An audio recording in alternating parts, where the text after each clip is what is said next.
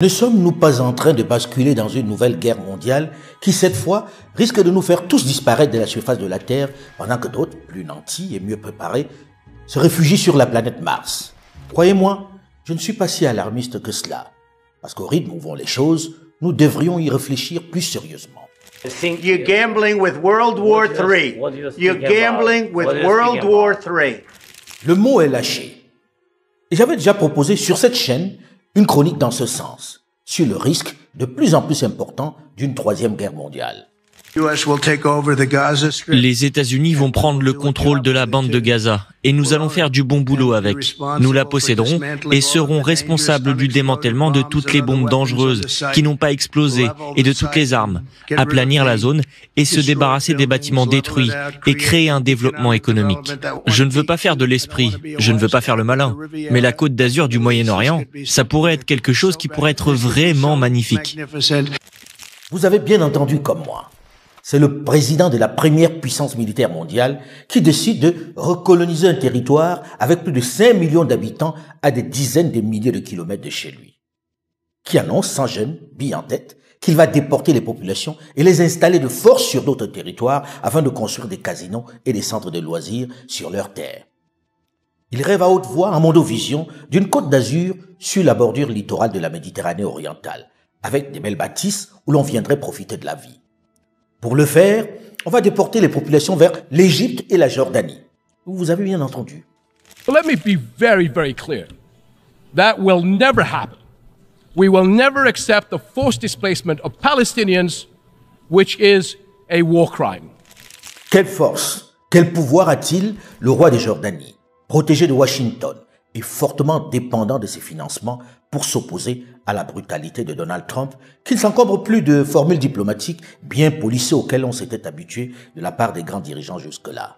King Abdullah of Jordan had to sit in the Oval Office and listen to the absurdity of Donald Trump saying that he would take Gaza. Moi, je suis effaré, scandalisé. C'est une déportation massive à laquelle il appelle vers l'Égypte et la Jordanie, puisque si on écoute Donald Trump, il n'y aura plus de Palestiniens à Gaza, mais c'est l'Égypte et la Jordanie qui devront accueillir les Palestiniens. Mais c'est un scandale absolu. Imaginez une seule seconde, pour un autre peuple, qu'un président de la première puissance au monde dise « C'est fini, vous n'êtes pas chez vous, vous ne serez plus chez vous, allez, tout a été rasé, on ne reconstruira pas, on vous déplace, on va vous installer dans des pays tels des orphelins, tels des gens sans nation, tels des apatrides, et on va créer sur votre sol, le sol de vos aïeux, le sol de vos ancêtres, celui qui devrait être le sol de vos enfants et de vos petits-enfants, on va créer une Côte d'Azur, on va faire monter des buildings, on va créer des lieux de loisirs. Où on va? Mais on marche sur la tête. Eh bien, notre réaction ne doit pas être de tempérer en disant « c'est un bouffon ». Non. Ce sont les États-Unis. Il faut prendre au sérieux la parole des États-Unis parce que, à l'heure de vérité, nous risquons de constater que les États-Unis feront défaut. Et les surprises ne s'arrêtent pas là. Le nouveau patron du monde a décidé aussi de mettre un terme à la guerre en Ukraine, à sa manière. Un président américain qui n'éprouve aucun scrupule à proposer un deal commercial pour mettre fin à un conflit sanglant. Tu nous donnes tes terres rares et nous négocions avec ton adversaire pour qu'il fasse la paix. Il faudrait qu'on récupère l'argent que nous avons investi en Ukraine. Je pense que ça sera bon aussi pour l'Ukraine. Mais nous, on a investi 350 milliards de dollars en Ukraine pour sa défense. C'est énormément d'argent investi et on n'a rien reçu en retour. On va y aller mollo sur les chiffres. Les montants réels seraient plus près de 119 milliards de dollars, pas 350. En réalité, l'administration Biden n'a pas envoyé de l'argent en Ukraine, non. L'administration Biden a envoyé des armes et des munitions, toutes fabriquées aux États-Unis. La quasi-totalité de l'argent dépensé pour l'aide à l'Ukraine a été dépensé aux États-Unis pour acheter des armes et des munitions fabriquées par des travailleurs américains dans des usines américaines. Et encore une fois, cela représentait moins de la moitié de ce que Donald Trump affirme. En gros, ce sont les industries de l'armement américaines qui se sont gavées pour aider à détruire l'Ukraine. Elles ont donné l'essentiel des armes pour se battre contre Poutine. Mais ce qui est désormais clair, c'est que nulle part ailleurs dans les autres conflits déclenchés dans le monde on l'avouait, c'est qu'il s'agissait de prêts et qu'un remboursement est obligatoire. President Zelensky said last week that he doesn't know where half of the money is that we gave him. Well, we gave them, I believe, $350 billion, but let's say it's something less than that, but it's a lot. But where is all the money that's been given? Where is it going? And I've never seen an accounting of it. We give hundreds of billions of dollars. I don't see any accounting. So I want to see peace. Donald Trump veut que son argent investi soit remboursé. C'est clairement dit. Donald Trump, il ne réagit que par rapport au portefeuille, par rapport à l'argent. C'est sa seule conduite. Vous voyez même pour l'Ukraine, de manière indécente, insolente, où il exige pour ne même plus protéger l'Ukraine, que l'Ukraine lui donne des terres rares. Vous le voyez sur d'autres sujets, à chaque fois il demande des compensations ou il veut de l'argent. La reconstruction de l'Ukraine, ça a déjà été signé avec les Américains, c'est le groupe BlackRock, le plus gros fonds d'investissement mondial, qui va faire la reconstruction de l'Ukraine. Qu'est-ce qu'ils vont nous dire? Ils vont nous dire, les gars, la reconstruction civile, les bâtiments, les énergies et tout, c'est plus important que vous rembourser, surtout que vous n'êtes pas américain, donc faut pas se faire d'illusions. Les États-Unis veulent se faire rembourser sur la bête. Il ne s'agissait donc pas d'aide ou de soutien à une idéologie. Et pour le faire, pas besoin de prendre des gants. On va tordre le bras à celui que l'on tient désormais pour le débiteur. Volodymyr Zelensky. La technique est simple. Il faut d'abord le fragiliser. We have a situation where we haven't had elections in Ukraine, where we have martial law, or essentially martial law in Ukraine, where the leader in Ukraine, I mean, I hate to say it, but he's down at 4% approval rating. And yeah, I would say that, you know, when they want a seat at the table, you could say the people have to, wouldn't the people of Ukraine have to say, like, you know, it's been a long time since we've had an election.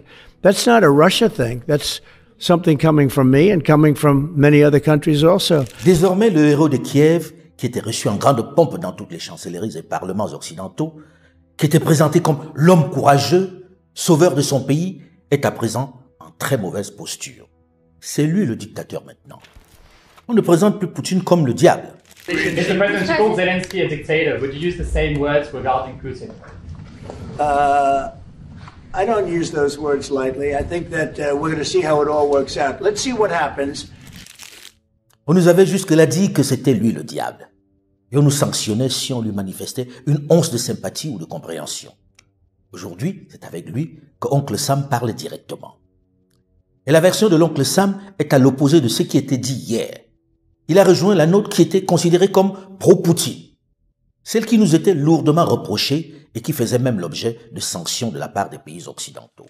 Je ne vois pas comment un pays dans la position de la Russie pourrait permettre à l'Ukraine, juste dans sa position, de rejoindre l'OTAN.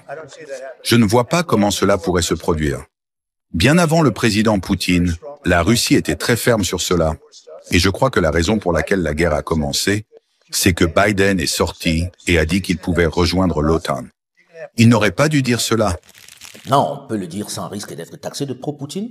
I believe, as I said before, the decision in April 2008 to bring Ukraine into NATO was a catastrophic decision. When Putin first became president, at the very tail end of Bill Clinton's presidency, he floated the idea of Russia joining NATO. And Clinton said, yeah, I don't think we really like that. Of Russia? Yeah, Russia joining NATO. We don't really like that idea very much. And he said, okay, if you won't let Russia in NATO, at least don't allow any of the countries on our border to join NATO. And Clinton said, that we can agree to. Next thing you know, Latvia, Lithuania, Estonia, and Poland all join NATO. Directly on the Russian border. And he's like, hey, you promised us that you wouldn't let any of these countries join NATO. Sorry, we changed our minds. Right. Yeah, you know, strategic planning and all. Then when Obama becomes president, at a summit with Putin, Putin said, I spoke with Clinton years ago about Russia joining NATO. It's something that we would like to explore. Who said this again? Putin. To Obama. And Obama said, no, we don't like that idea. We don't think that's going to happen. And he said, okay, well, you guys lied to me about these other countries joining NATO. So don't allow Ukraine to join NATO. This is going to be a serious problem otherwise. And he's like, okay, we won't. And then Joe Biden becomes president. And he's like, oh, you know, Ukraine would be a great addition to NATO. And the Russians said, we've had enough. Хотел бы, знаете, что сказать? Еще 50 лет назад Ленинградская улица меня научила одному правилу. Если драка неизбежна, бить надо первым. We want, like you, a sovereign and prosperous Ukraine. But we must start by recognizing that returning to Ukraine's pre-2014 borders is an unrealistic objective.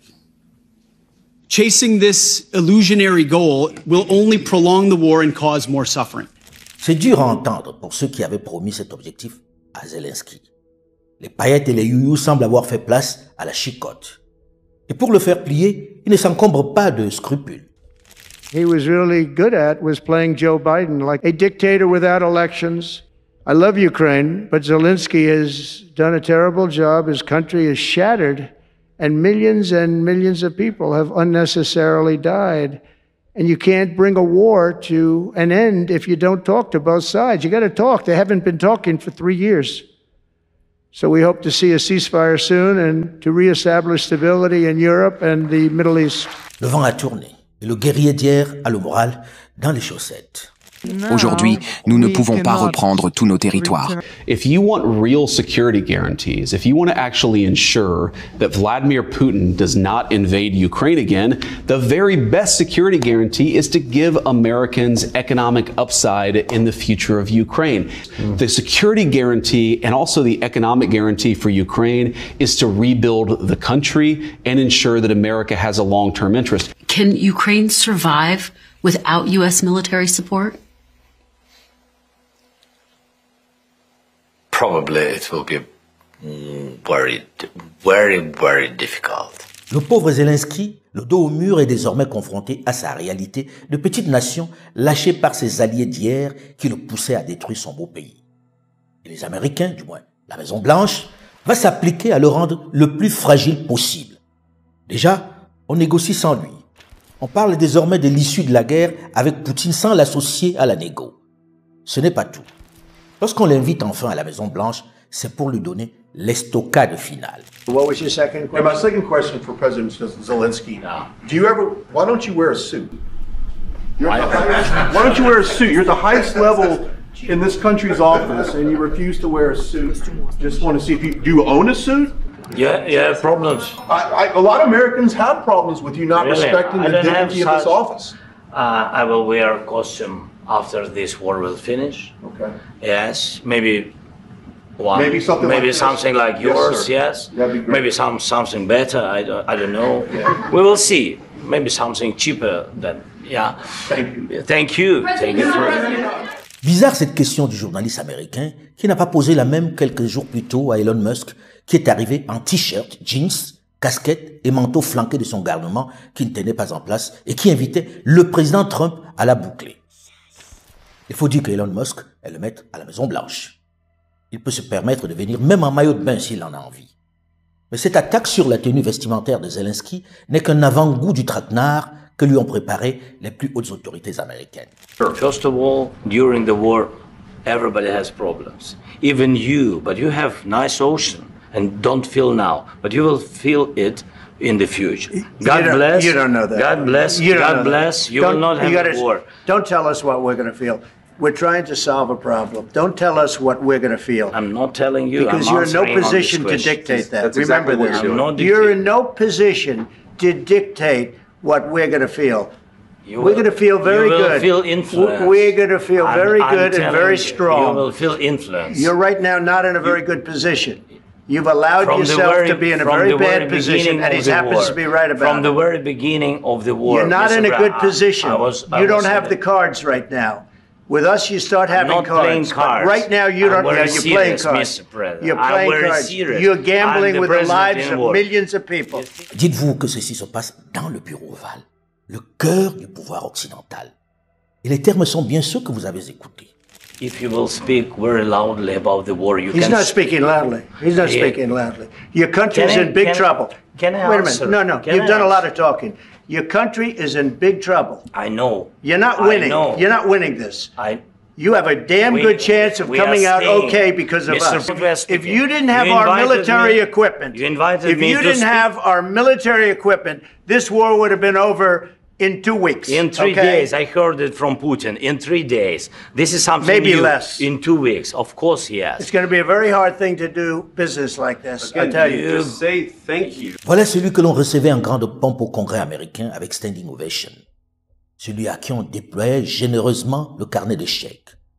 Celui pour qui Washington punissait les nations qui ne s'alignaient pas derrière sa cause. Aujourd'hui, sur un lot de mensonges, il est cloué au pilori par Mondovision. Puisqu'à la vérité, il avait largement remercié ses donateurs d'hier, comme l'illustre ceci. I think every American family which cherishes the warmth of its home and wishes the same warmth to other people. I thank President Biden and both parties at the Senate and the House for your invaluable assistance.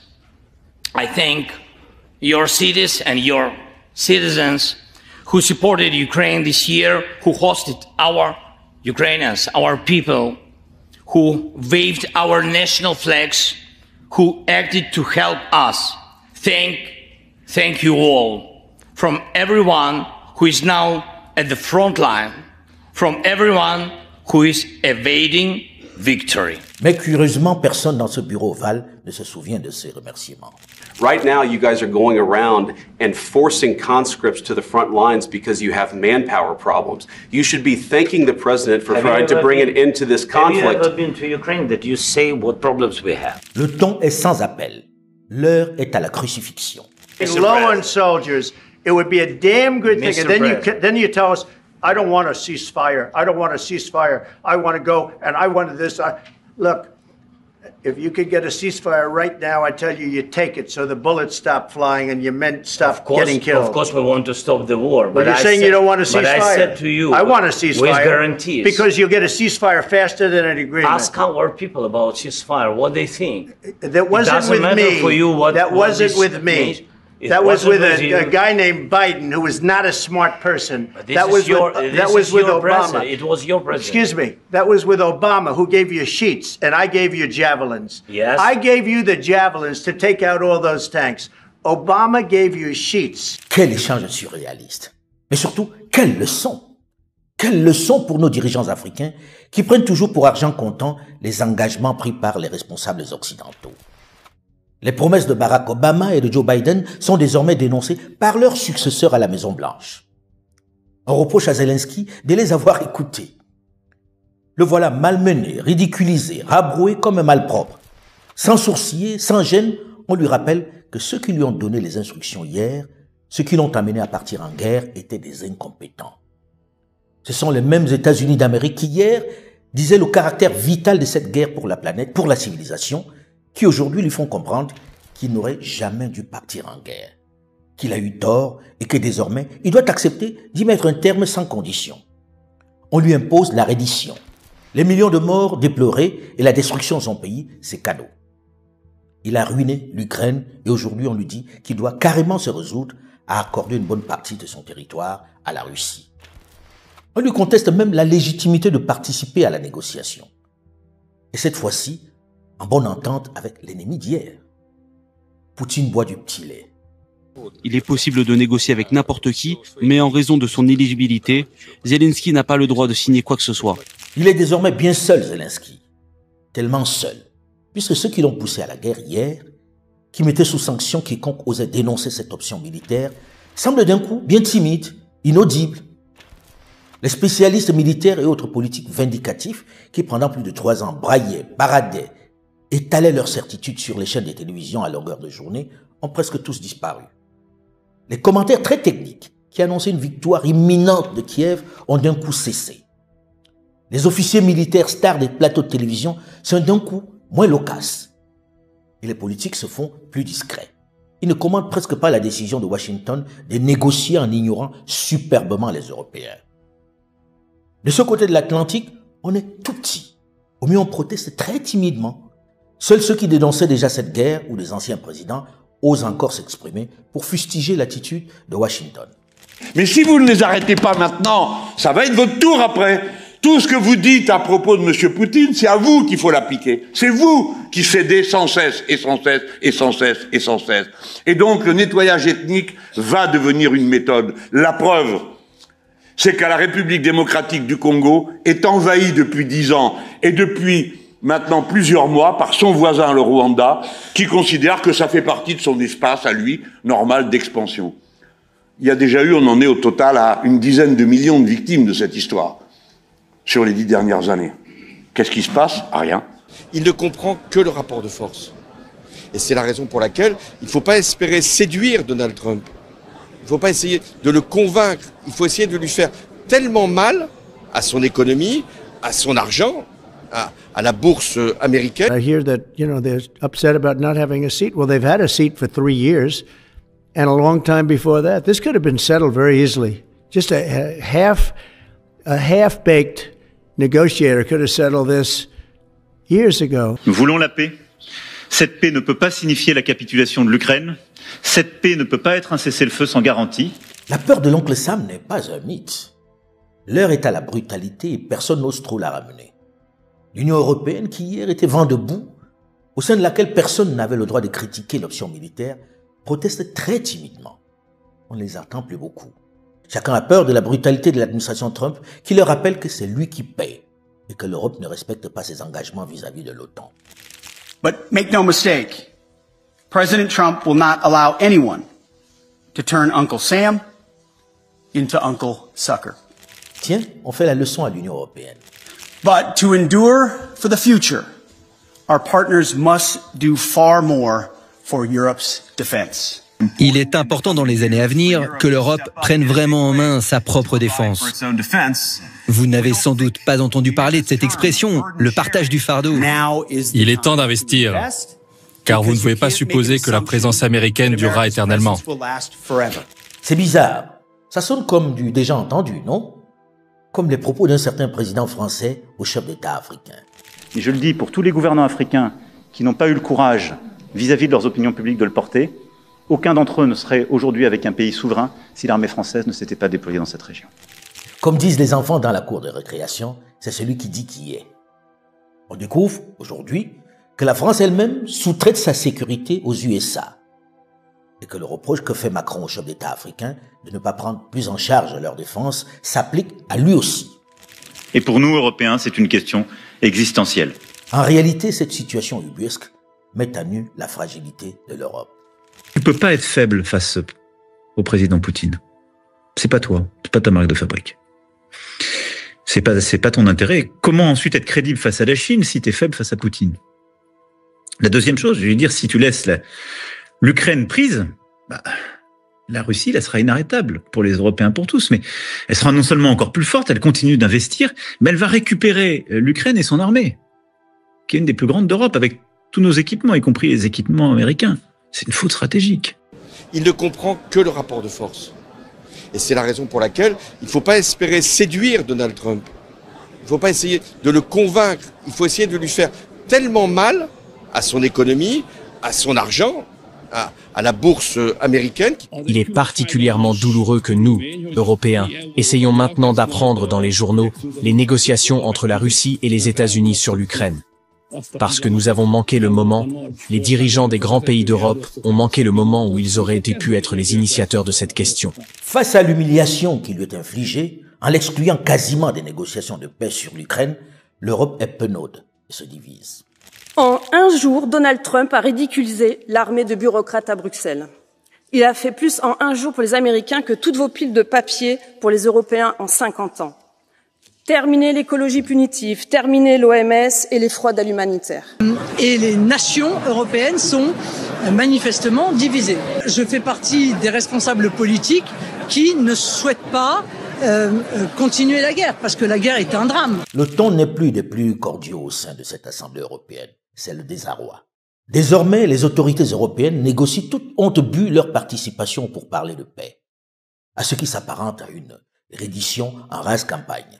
Je suis très en colère par rapport à nos dirigeants européens que je considère être comme de vrais amuseurs publics mélangés avec des somnambules. C'est-à-dire qu'ils sont aux prises avec une réalité qu'ils ne veulent pas. Ils sont dans le déni permanent depuis Minsk, mais surtout depuis le début de la guerre. Il y a une fable de La Fontaine qui s'intitule « Cocu, battu et content ». Et parfois, j'ai l'impression que Jean de La Fontaine parlait de l'Europe face aux États-Unis aujourd'hui. La politique américaine depuis 80 ans maintenant a été que l'Europe n'aboutisse jamais et qu'en particulier, il n'y ait pas d'Europe de la défense. Vous diriez que ce ne sont plus nos alliés, les Américains ? Alors, on juge un arbre à ses fruits de la façon. Ils nous traitent comme des ennemis et ils vont faire la cour à notre ennemi, à notre ennemi, notre adversaire, notre challenge stratégique. Vous voyez, on cherche des mots polis, mais fondamentalement, quand on a le président des États-Unis qui se sent beaucoup mieux avec des dictateurs qu'avec des démocrates, on a un vrai problème.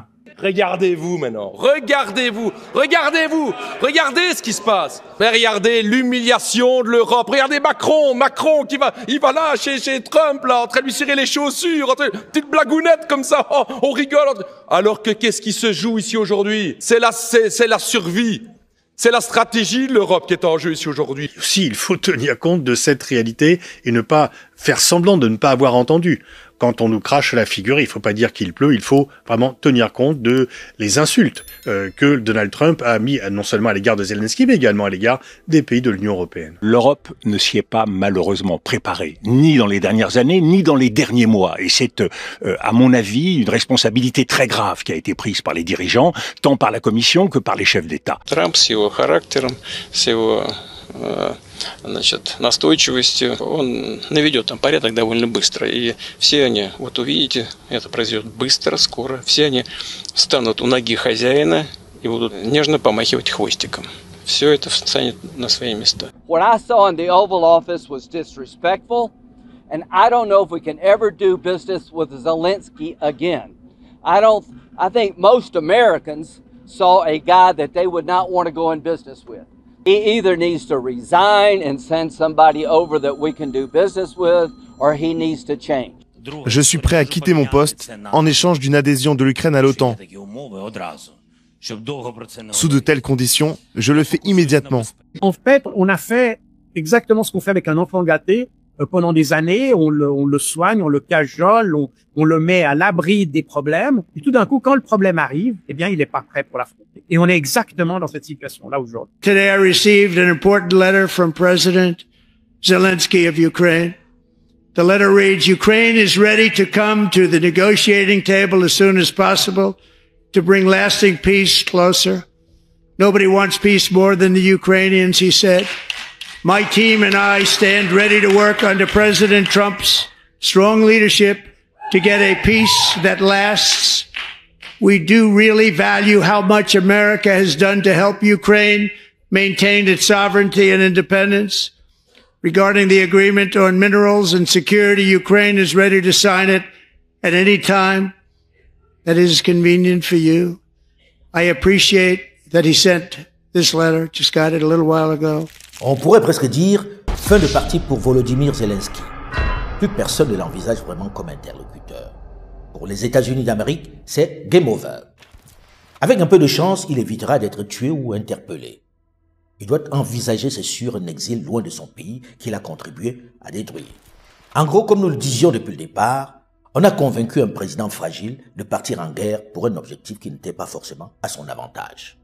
On s'est servi de lui pour essayer de fragiliser un ennemi et on l'a abandonné en chemin, en rase campagne.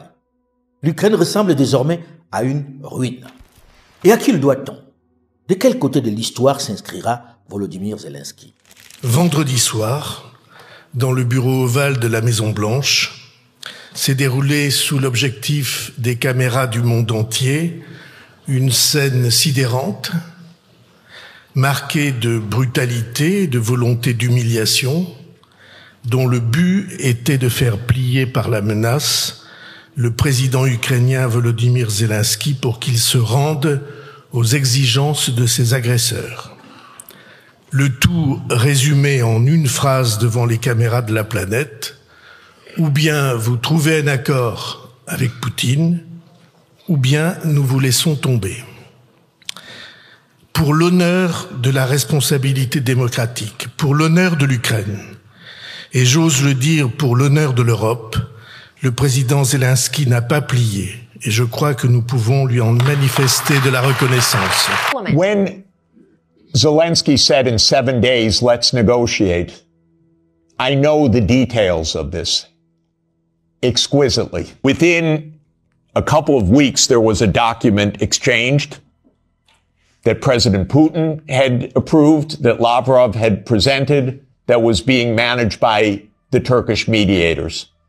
I flew to Ankara to listen in detail to what the mediators were doing. Ukraine walked away unilaterally from a near agreement. Why? Because the United States told them to. Because the UK added icing to the cake by having Bojo go in early April to Ukraine and explain. And he has recently, and if your security is in the hands of Boris Johnson, God help us all. Keith Starmer turns out to be even worse. It's unimaginable, but it is true. Boris Johnson has explained, and you can look it up on the website, that what's at stake here is Western hegemony. Not Ukraine, Western hegemony. Michael and I met at the Vatican with a group in the spring of 2022, where we wrote a document explaining nothing good can come out of this war for Ukraine. Negotiate now, because anything that takes time will mean massive amounts of deaths, risk of nuclear escalation, and likely loss of the war. I wouldn't change one word from what we wrote then. Nothing was wrong in that document. And since that document, since the U.S. talked the negotiators away from the table, about 1 million Ukrainians have died or been severely wounded. And the American senators, who are as nasty and cynical and corrupt as imaginable, say this is wonderful expenditure of our money because no Americans are dying. It's the pure proxy war. One of our senators nearby me, Blumenthal, says this out loud. Chacun peut mesurer le cynisme de ceux qui nous gouvernent, des puissants de cette planète. Trump fait comme si les États-Unis n'avaient pas soutenu depuis 3 ans le régime ukrainien, avec d'ailleurs le soutien d'une grande partie des républicains. Pour les Africains, ce qui se déroule sous leurs yeux en Ukraine doit constituer une formidable leçon. Les subsahariens, notamment la jeunesse, et ceux qui ont en charge de diriger nos pays, doivent en tirer plusieurs enseignements. Cette actualité est tellement riche d'expériences pour l'avenir. Leur focus doit toujours être l'intérêt de leur pays. C'est cela leur boussole. Les promesses n'engagent que ceux qui y croient.